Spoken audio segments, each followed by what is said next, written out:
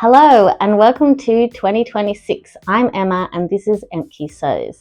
As I said, I'm Emma. I'm a mum and a wife. I took a couple of months off YouTube to spend some time over summer with my children. I'm living in Melbourne, Australia, so we've had quite hot temperatures, and while they were on summer school holidays, I wanted to spend time with them. At the end of November last year, I was feeling really burnt out, so it was another good reason to take some time off over summer from making YouTube videos, but I'm back.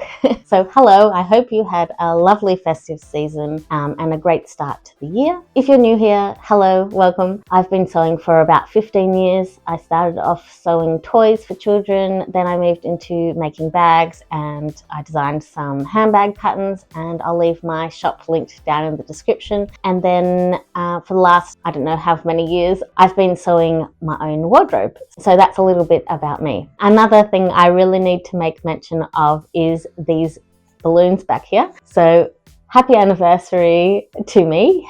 I've been on YouTube now for 1 year and I really enjoyed it. There have been hard times when I was feeling a little bit burnt out last year, but in general, I really love creating these videos for you. So hopefully you enjoyed them as well. And because it is the 1 year anniversary of my channel, of course, I had to have a video come out today. I've learned a lot over the last year in both sewing and in being on YouTube. So the part that you really want to get to, what is today's video going to be about?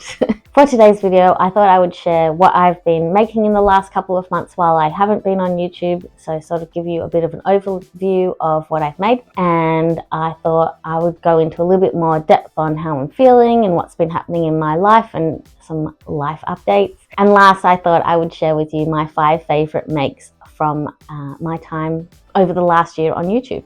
So hopefully that interests you and you keep watching. I made a number of things on my break over the last couple of months, and so I just really want to give you a quick sort of overview of those items. So what I'm going to do is I'm going to screen record and do a voiceover showing you all of the different things that I've made over the last couple of months. Okay, hello! So I'm going to be taking you through what I've made over the last couple of months. I've got all of these items on my thread loop, so I just thought I would quickly go through each project and sort of give you a little bit of an overview of what I've made. So in December, I made this blue retro Fleur dress, the Fleur dress by Fabric Godmother, but I did hack it. What I did was I made the bodice in one piece rather than having it open, so it's all closed, and I've put faux ties on the front. I've also made it into a V-neck rather than the high neck because if you've been watching me for any amount of time, you know I do not like a high neckline. So I was really happy with that one. I think it's really comfortable to wear and it's a little bit flirty and fun. I did run out of fabric for the skirt portion, so I did have to piece a panel big enough for the skirt, but I'm really happy with how that one came out. Next on my list, I decided to make a big 4 pattern. I haven't made many big 4 patterns in my sewing career.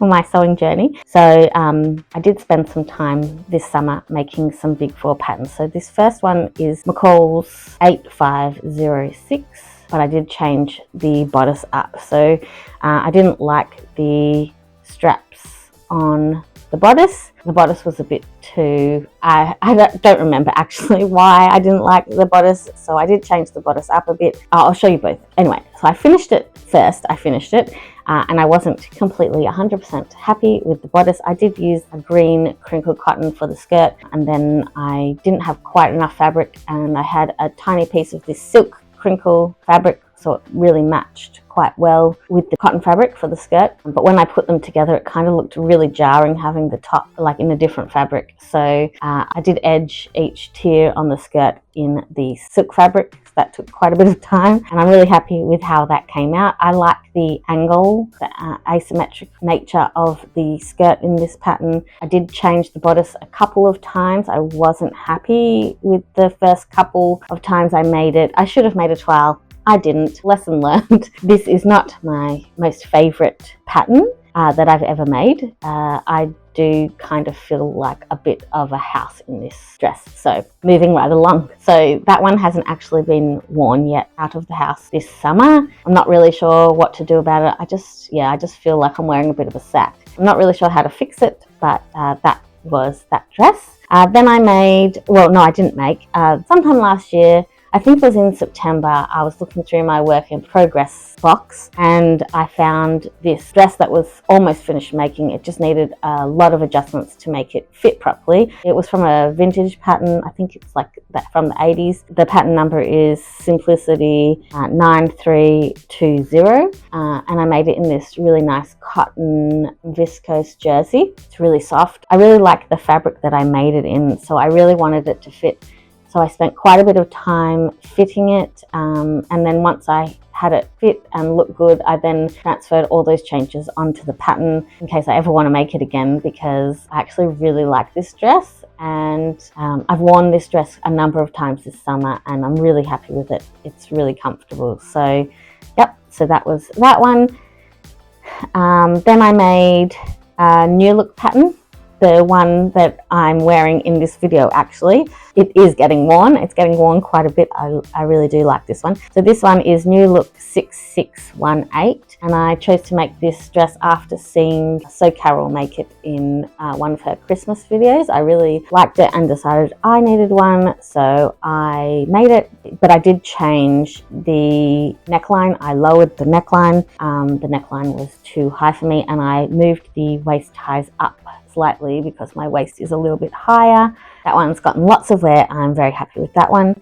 Then I made another Bestie tee. I've made this pattern a billion times, so it's definitely my favorite t-shirt pattern, and I made it in this tie-dye fabric which I got from Spotlight. So I've made this pattern a number of times. Bestie tee, one of my favorite patterns. Really love it in this tie-dye fabric. Then I made another New Look 6618 in this beautiful butterfly fabric, and I got this butterfly fabric from the Fabric Restore, which is a second-hand fabric shop in Melbourne, and I absolutely love that one. I did make some changes. I did a high-low hem and I sort of slimmed down the dress portion a tiny bit because I didn't have quite enough fabric. I've worn this one a couple of times as well, and I really like that one.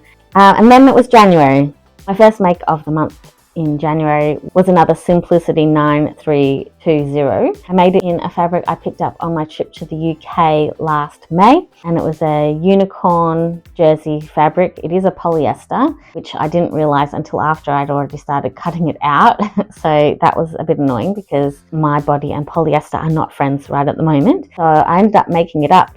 All of the changes that I had made to my pattern pieces were perfect, and I really like wearing this one. I am wearing it around the house because I do kind of feel like it's the wrong size print for the dress. I kind of feel a bit like it's a nightie or something you'd wear at hospital. I don't know, I think it's the size of the print. So I am wearing it just around home. I like that I remember our UK trip whenever I am wearing it. Then I moved on to making some new cushion covers for our couch because it had been quite a number of years since I'd made our old ones, and I used all fabric scraps, and I did foundation paper piecing on some of these. So yeah, that's what I made. And then I've only made one other thing this month,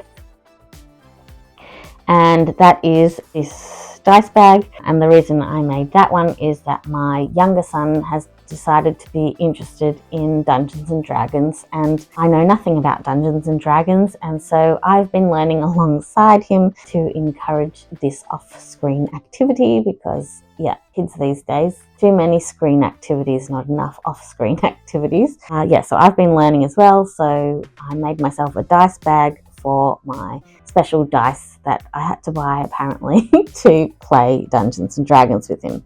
So that's a quick run through of what I've been making the last couple of months. I really do think having some time off YouTube really helped me feel a bit more creative. You'll notice that I made quite a bit more in December over January, and that is because in January my puppy got sick. He wasn't really a puppy, he was almost 16 years old, so he was old, and unfortunately we had to make the tough decision to put him down. We made that decision a few weeks ago, and I'm still feeling sad some days, and other days I'm feeling okay. You know, I'm grieving. So my sojo has been lowered and I've not felt like making as much as usual. So let's move on to happier things. I want to talk to you about my 5 favorite makes that I've made over the last year since starting my YouTube channel. The first item is this Rise and Shine top. So it's a refashion from the Salt Whistle dress by Love Notions, and I turned it into this Rise and Shine top by Emporium. Another favorite is the Be Mine balloon sleeve blouse. I ended up making 2 of these, but I'll just put one on the screen for you. Third, I'm going to choose my Holyoke dress that I made as a collaboration with Cynthia from Mountain Accent Sewing. And fourth is Simplicity 9320, the navy version, which I've just shared with you already today. And lastly, I'm going to choose my Bestie bag. They should all be on the screen with us now. All of these items were actually made because I wanted to. There was no like real reason that I needed any of them. So yeah, they were all just made because I felt like making them. That's how I sew. If I feel like making something, I make it. And I try not to plan too far in advance because my plans never follow through. I'm pretty good about not having too many works in progresses. I do try to start one project and then finish it before moving on to another one, which works better sometimes than other times. But yeah, so that's why I made the items. I think these items stand out because I feel really good wearing them or using them in terms of the bag. When I'm wearing either of the dresses or either of the tops with my jeans, I just feel really good about myself. So yeah, I think that's why these items were the standout makes of last year. In terms of the bag, I used that bag till it fell apart. So I think that is a pretty good indication of something that you love. It didn't really fall apart. The strap broke. I did have to go back and fix it. I'm not in love with how I fixed it, but I did really like that bag as well. When I made the Bestie bag, I hadn't actually made a bag pattern since I stopped designing them back in 2019, I think. So I hadn't actually made a bag since then. And it was just a real joy to use all my bag making skills and make something that I was really proud of. People didn't believe that I'd made the bag. They more often than not asked where they could buy one. So whenever I said, oh, I made it, that was really nice. In terms of the dresses, I think, well, I know that making the Holyoke dress was a real challenge for me. I hadn't ever done a full bust adjustment on a princess seam dress before, and so that was really good. I was really proud of myself for that. So whenever I wear it, I'm like really proud of that make. I feel good when I'm wearing it. And then with the Simplicity dress, that's the first time I've ever made something, put it in the work in progress naughty corner box and gotten it out and actually made it fit. And I know that a few years ago when I actually sewed up the original version of that dress before I made all the adjustments, I know that it didn't fit, and I know that I didn't have the confidence or the skills to fix it. So I'm really happy that I put it away and didn't chuck it out and went back and fixed it now that I feel more confident in myself. That really brought me a lot of joy. The Be Mine balloon sleeve blouse, that was my first time sewing with double gauze. I love wearing that top. I'm so comfortable in that top all of the time. That's that one. And then with the refashion into the Rise and Shine top, what brought me joy for that one was the scalloped hem. Yeah, I just really liked that. It was the scalloped hem from the dress and I reused it when I made the top. Yeah, I was just really proud of making that one. So those were some of the things that I really liked. So I just liked being able to incorporate that scalloped hem from the dress into the top. That was pretty cool. How did these creations change me? I think for all of them, I grew skill-wise. I grew in confidence because they worked out. I do often feel disheartened when something doesn't work out or is not what I hoped it would be, but I am happy that these 5 turned out so well that I feel more confident about my sewing skills. So really, the balloon sleeve blouse, I don't know that I learned anything other than using the double gauze fabric. Dress refashion into the Rise and Shine top. I don't know if I learned anything or grew in confidence for that one. For my Holyoke dress, as I said before, I learnt to do a full bust adjustment on the princess seams, so that was really good. And for the Simplicity dress, I learnt to fit a pattern that didn't fit me very well, so that it did. And with the Bestie bag, I didn't really learn anything on that one. It was just a fun make. So that's the end of my first video for the year. I hope you enjoyed it, and if you did, if you would please subscribe, I'd really appreciate it. And if you've been here for a while, thank you again. I super appreciate you spending the time watching my videos. I really enjoyed over the last year getting to know you. In case you haven't guessed, I don't have any set in stone plans for 2026 apart from what I'm going to be working on next, which is my Fabric Wheel of Fate. I did my first series of the Fabric Wheel of Fate last year, and you can come back next week and hear about my plans for my Fabric Wheel of Fate this year. I'm going to be joining in with Carol from So Carol. She has just started her Fabric Wheel of Fate a couple of weeks ago, so I'm a little bit behind, but I really enjoyed joining in last year, so I can't wait to join in again this year. But that's it from me. I hope you have a creative day, and I'll see you next time. Bye!